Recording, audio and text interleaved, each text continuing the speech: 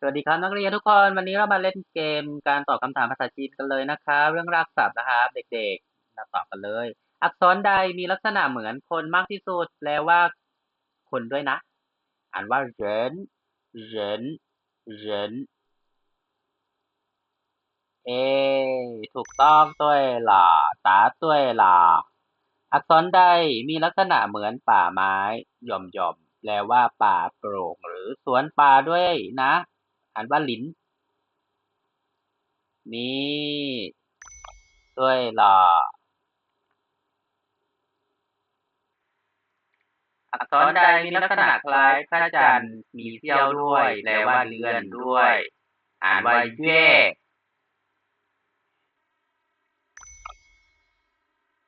เก่งมากทุกคนเห็นบ้างคำถามต่อไปนะครับอักษรใดมีลักษณะเหมือนต้นไม้มากที่สุดแปลว่าไม้หรือต้นไม้ด้วยนะอ่านว่ามูข้อนี้เนี่ยเลยด้วยเลยเก่งมากครับต่อไปนะครับอักษรใดมีลักษณะเหมือนป่าทึบแปลว่าป่าทึบด้วยนะคำใบ้หนาแน่นมาก อ่านว่าเซินอะไรรู้สึกว่าเห็นแล้วทึบๆนี่ใช่ไหมต่อไปนะครับอักษรใดมีลักษณะเหมือนฝนกำลังตกแปลว่าฝนด้วยนะอ่านว่าหยีหยีนี่เหมือนฝนตก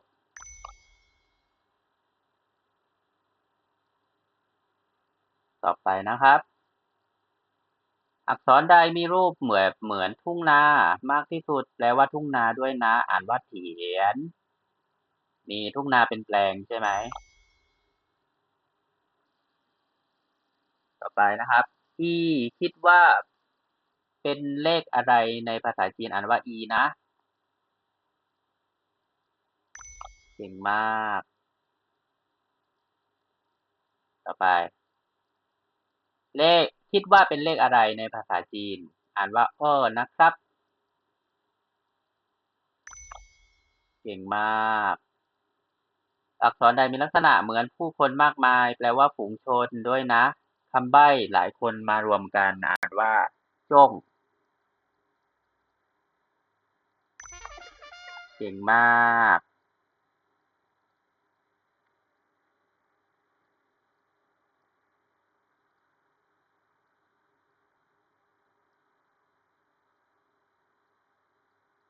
ดูร้อยละเห็นไหม